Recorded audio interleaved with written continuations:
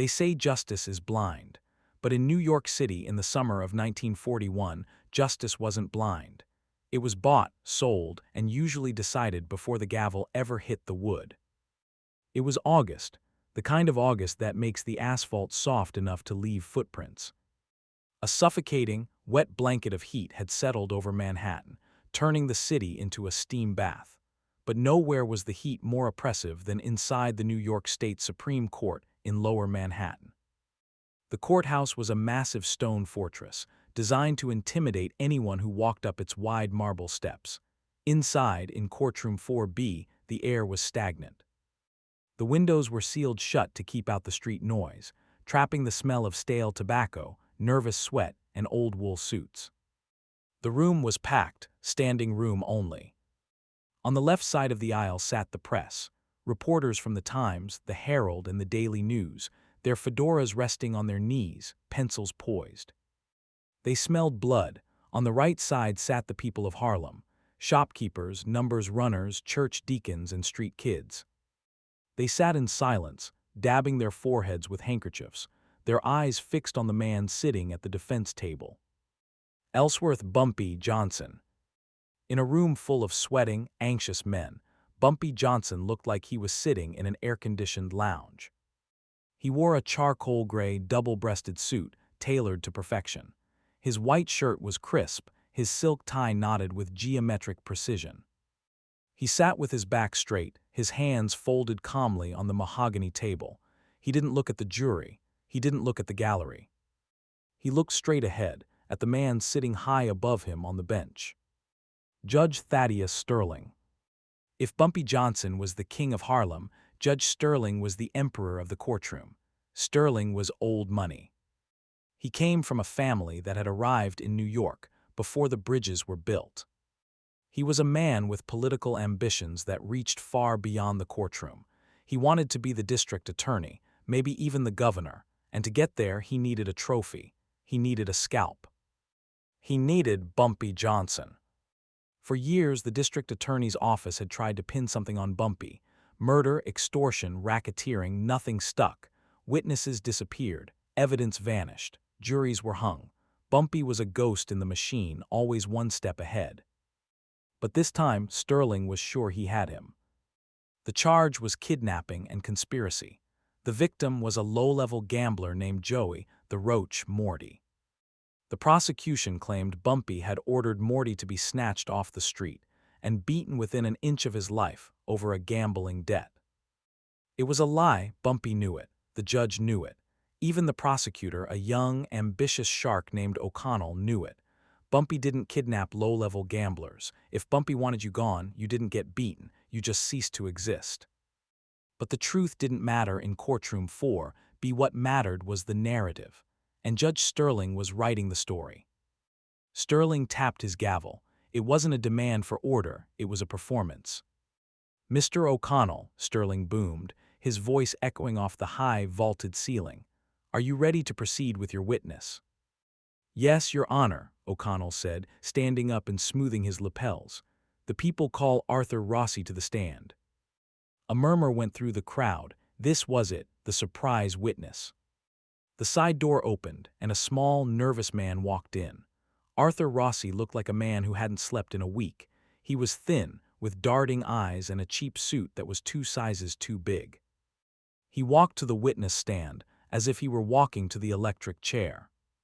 Bumpy didn't turn his head. He just shifted his eyes slightly, observing the man. He knew Rossi. Rossi was a small-time bookie who operated out of a bakery in Hell's Kitchen. A man with no loyalty, no spine, and a serious addiction to horse racing. Rossi took the oath, his hand shaking so badly that the Bible nearly slipped from his grasp.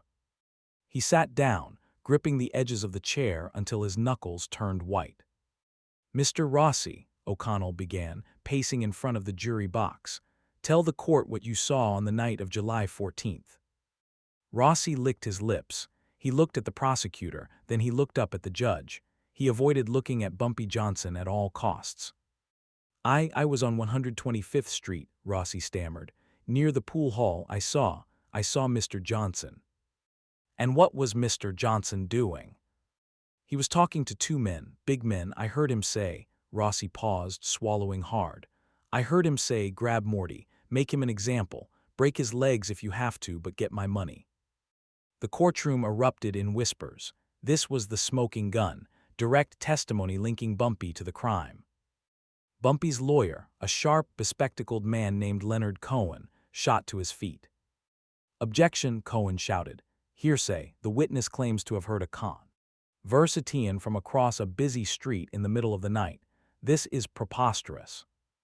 Judge Sterling leaned forward. A small, cruel smile played on his lips. He looked at Cohen with disdain. Overruled, Sterling said, his voice dripping with condescension. The witness is establishing intent. Sit down, Mr. Cohen. But your honors. I said sit down, Sterling roared, or I will hold you in contempt. Cohen sat down, frustrated. He looked at Bumpy. Bumpy's expression hadn't changed. He was still calm, still watching. Bumpy leaned over to his lawyer. Relax, Leonard, Bumpy whispered. His voice was a low rumble, barely audible over the drone of the oscillating fans. He's putting on a show. Let him have his applause. He's hanging you, Bumpy, Cohen hissed back. Rossi is lying through his teeth and Sterling is letting him do it. The jury is eating it up. Look at them. Bumpy glanced at the jury, 12 white men, shopkeepers, clerks, factory workers. They looked at Bumpy with a mixture of fear and fascination. They had read the newspapers. They knew Bumpy was a gangster. And now, with a judge like Sterling guiding them, they were ready to convict. O'Connell continued his examination. And did you see Mr. Johnson do anything else? Yes, Rossi said, gaining a little more confidence now that he realized the judge was on his side. He pointed at Morty. He looked right at him. It was a look of death. Thank you, Mr. Rossi, O'Connell said, looking at the jury with a satisfied smirk. Your witness. Cohen stood up to cross-examine. He tried to tear Rossi apart. He asked about the distance, the lighting, the noise of the traffic. He asked about Rossi's own criminal record. But every time Cohen scored a point, Judge Sterling stepped in. Mr. Cohen, stop badgering the witness. Mr. Cohen, move along. Mr. Cohen, that question is irrelevant. It was a massacre. By the time Cohen sat down, Rossi's testimony stood firm. To the jury, it looked like Bumpy Johnson was a violent predator who had been caught red-handed. Judge Sterling checked his gold pocket watch. He looked pleased. Things were going exactly according to plan. He would wrap this up by the afternoon, get a guilty verdict by dinner, and his picture would be on the front page of the morning papers. The man who broke Bumpy Johnson. The court will take a recess for lunch, Sterling announced. We will reconvene at 2:00 p.m. for closing arguments. He banged the gavel. As the bailiff called all rise, Sterling stood up and looked down at Bumpy one last time. It was a look of absolute triumph, a look that said, I have you. Bumpy stood up slowly. He buttoned his jacket. He looked up at Sterling and held his gaze. Bumpy didn't scowl. He didn't look angry. He winked. It was a small, subtle movement, a single blink of the left eye, but Sterling saw it. He froze for a second, confused. Why would a man facing 20 years in prison wink at his executioner? Sterling brushed it off, gathered his robes, and swept out of the courtroom toward his chambers. He assumed it was just the arrogance of a criminal who didn't yet realize his life was over. He was wrong. The courtroom emptied out into the hallway, a chaotic river of reporters and spectators discussing the morning's events. He's done, one reporter said, lighting a cigarette. Sterling has him nailed to the wall, 20 years easy. Yeah, another replied. Did you see Rossi? He sang like a canary. Bumpy's finished. Inside the now empty courtroom, Bumpy Johnson sat with his lawyer. The bailiffs were standing by the door, waiting to escort Bumpy to the holding cell for lunch. We need a miracle, Bumpy, Leonard Cohen said, wiping sweat from his glasses. I can try to move for a mistrial based on judicial bias, but with Sterling presiding, he'll just laugh at me. The appeals court might overturn it in a year or two, but by then, you'll be sitting in a cell in Sing Sing. Bumpy reached into the inside pocket of his suit jacket. He pulled out a small, brown envelope. It wasn't thick, It looked like it contained a single letter. He slid it across the table to Cohen. "No mistrial, Leonard," Bumpy said softly, "and no appeal." Cohen looked at the envelope. "What is this?" "This," Bumpy said, "is the closing argument." Cohen opened the envelope. He pulled out a single sheet of paper. It was a photocopy, a page from a ledger book. Cohen adjusted his glasses and read the entries. His eyes widened. He looked up at Bumpy, then back at the paper, then at Bumpy again. Is this real?" Cohen whispered, his voice trembling slightly. "As real as the heat in this room," Bumpy replied. "But how did you get this?" Bumpy leaned back in his chair, a faint smile playing on his lips. "You know Dutch Schultz, Leonard." "The mobster, of course, he's your enemy." "He's my competitor," Bumpy corrected. "There's a difference. Enemies kill each other for sport. Competitors do business when it makes sense." Bumpy tapped his finger on the table. "Judge Sterling loves the ponies, Leonard. He fancies himself a gentleman gambler. Saratoga, Belmont. He's there every weekend, but he's not very good at it. He chases his losses, and when the bank stopped lending him money, he went to the only people who don't ask for collateral." "The Dutch," Cohen breathed. $50,000, Bumpy said. "Sterling owes Dutch Schultz $50,000. He's been ducking payment for 3 months. Dutch was getting ready to break his legs." Cohen stared at the paper. It was a page from Dutch Schultz's private loan sharking book. There in black ink was the name, T. Sterling, $50,000 overdue. "So what did you do?" Cohen asked. "Did you steal this?" "No," Bumpy said, "I bought it." "You bought the debt." "I called Dutch last night," Bumpy explained calmly. "I told him I'd pay him the 50 grand in cash this morning. In exchange, he transfers the debt to me. He gives me the ledger page as proof." Cohen sat back, stunned. The brilliance of the move was terrifying. Dutch Schultz got his money without having to kill a high-profile judge. Bumpy Johnson got the leverage of a lifetime. "So now," Cohen started. "So now," Bumpy finished, "Judge Sterling doesn't owe the Italian mob or the Jewish mob. He owes me. He owes Bumpy Johnson $50,000, and I'm a very impatient creditor." Cohen looked at the paper again. It wasn't just a piece of paper anymore. It was a weapon, a nuclear bomb in a paper envelope. "What do you want me to do?" Cohen asked. "Go to his chambers," Bumpy said.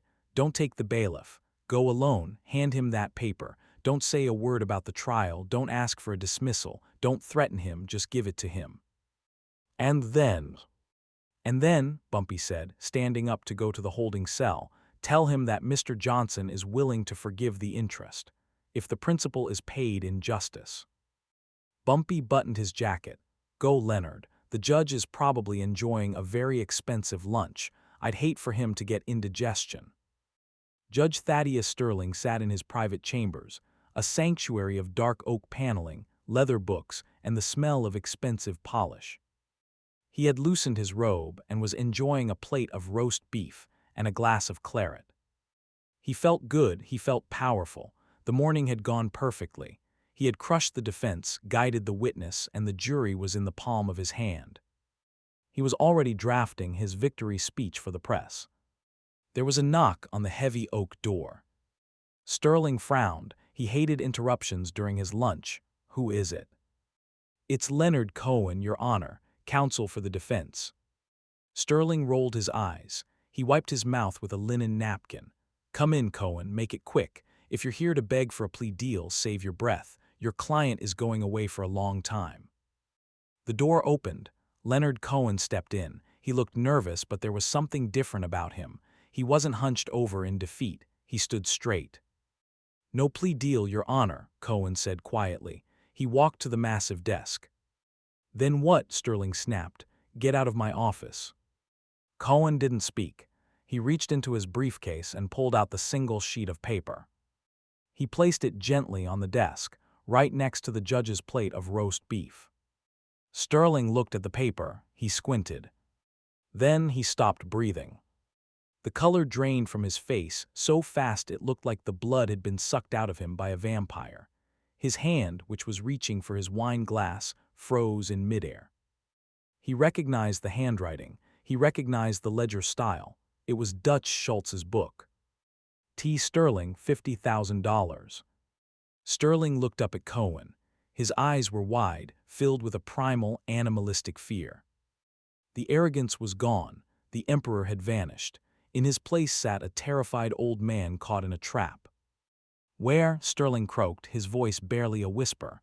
"Where did you get this?" "My client purchased the debt this morning," Cohen said. His voice was steady, professional. "He paid Mr. Schultz in full. You no longer owe the Schultz organization, Your Honor. You owe Mr. Johnson." Sterling began to tremble. He knew what this meant.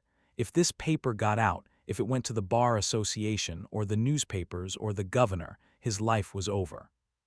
He wouldn't just be disbarred, he would go to prison. He would be ruined. His family name would be destroyed. Is this blackmail?" Sterling hissed, trying to summon some shred of authority. "Blackmail?" Cohen looked offended. "Heavens no, Your Honor. We are simply notifying a debtor of a change in ownership. It's a standard financial transaction." Cohen turned to leave. "Wait," Sterling shouted, standing up. What does he want?" "Money. I can get money. Give me a week." Cohen stopped at the door. He turned around. "Mr. Johnson doesn't want your money, Judge. He knows you don't have it." "Then what?" Cohen looked at the sweating judge. "He wants a fair trial. He feels that the testimony of Mr. Rossi was unreliable. He believes that a man of your legal stature would surely see the holes in the prosecution's case." Cohen opened the door. "See you in court, Your Honor." The door clicked shut. Judge Sterling sank back into his leather chair. He looked at the paper. He looked at his roast beef. He suddenly felt the urge to vomit. He was trapped. He had spent the morning hunting a lion, only to realize that he had stepped into the lion's den, and the lion was hungry. Sterling looked at the clock. It was 1:45 p.m. Court reconvened in 15 minutes. He had 15 minutes to decide between his pride and his life. The clock on the wall of courtroom 4B ticked loudly. Tick, tock, tick, tock. It was 2:05 p.m. The gallery was restless. The heat was becoming unbearable, and the air was thick with the smell of cheap tobacco and unwashed bodies. They were waiting for the execution. They were waiting for Judge Sterling to return and hammer the final nail into Bumpy Johnson's coffin. The side door opened. "All rise," the bailiff shouted. The room stood up in a wave of rustling fabric. Judge Thaddeus Sterling walked to the bench. But something was wrong.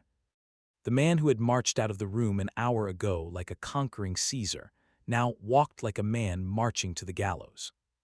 His face was pale, almost gray. There were beads of sweat on his upper lip that he forgot to wipe away. His hands, usually steady and commanding, trembled slightly as he gripped the edges of his robe.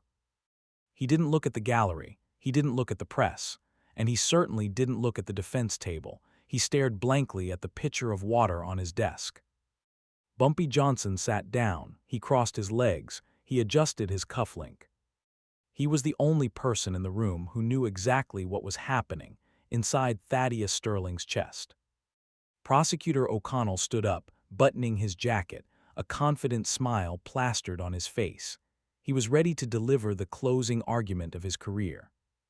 "Your Honor," O'Connell began, his voice booming with theatrical righteousness, "the people are ready to conclude this case.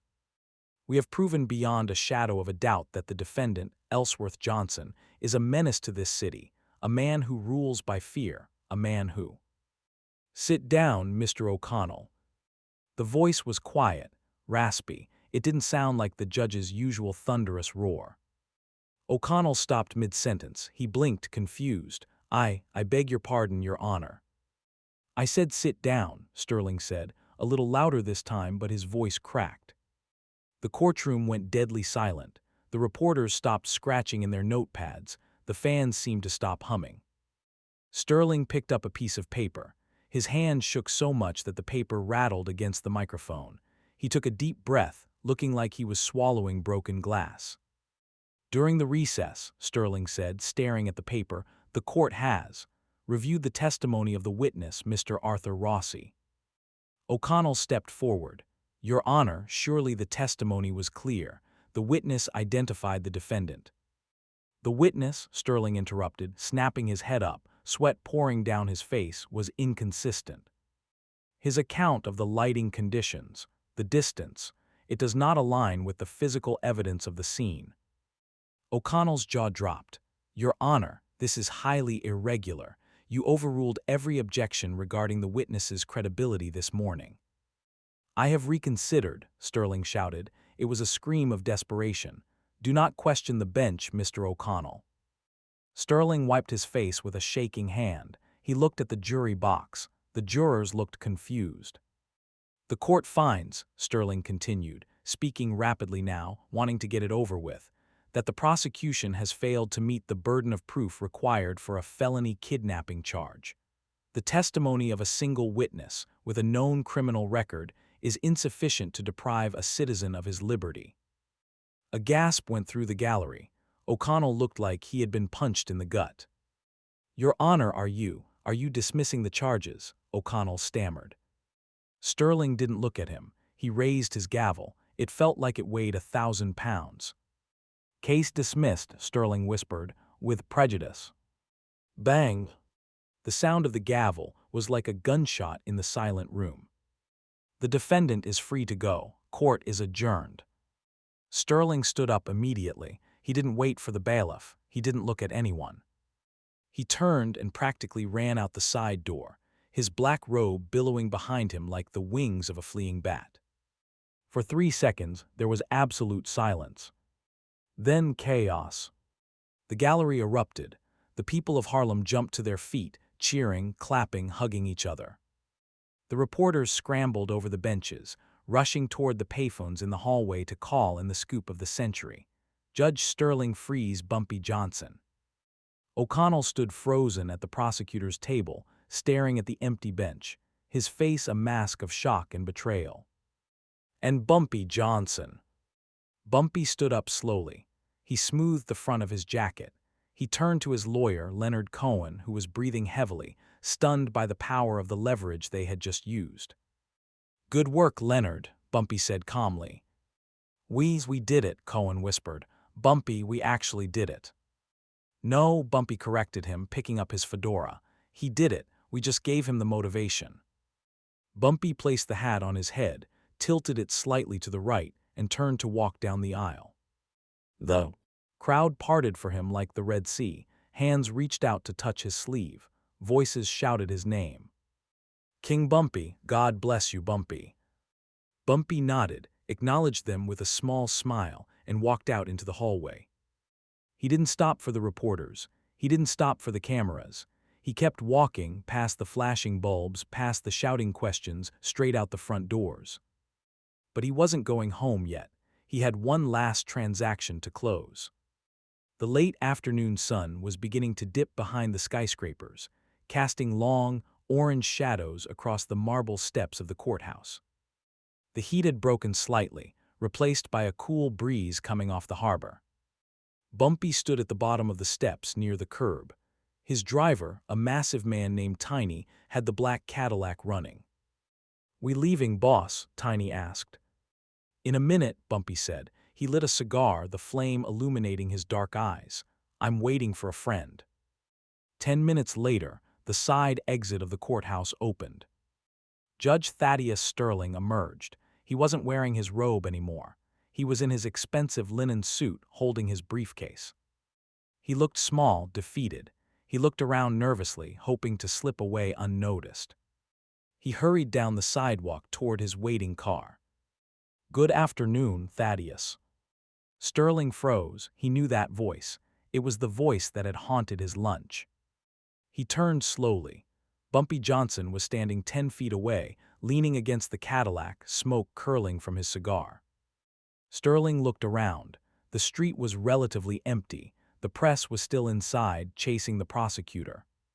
What? Sterling stammered, his voice trembling. What do you want? I did what you asked. I dismissed the case. It's over. Bumpy took a slow drag of the cigar. He walked over to the judge. Sterling flinched, stepping back against the stone wall. "Relax, Judge," Bumpy said softly. "I'm not going to hit you. I'm a businessman, remember." Bumpy reached into his pocket. Sterling stopped breathing. Was it a gun? Was it another ledger page? Bumpy pulled out the original sheet of paper, the original page from Dutch Schultz's ledger, the one that proved the debt. "You fulfilled your end of the contract," Bumpy said, "so I'm fulfilling mine." Bumpy held up the paper. He struck a match. Sterling watched, mesmerized, as Bumpy held the flame to the corner of the ledger page. The paper caught fire.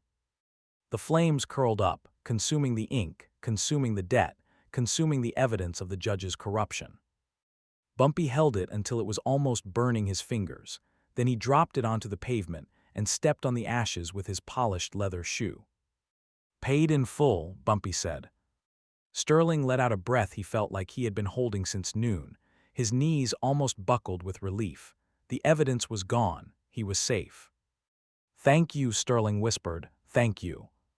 Bumpy stepped in close. He invaded the judge's personal space. He smelled of tobacco and expensive cologne.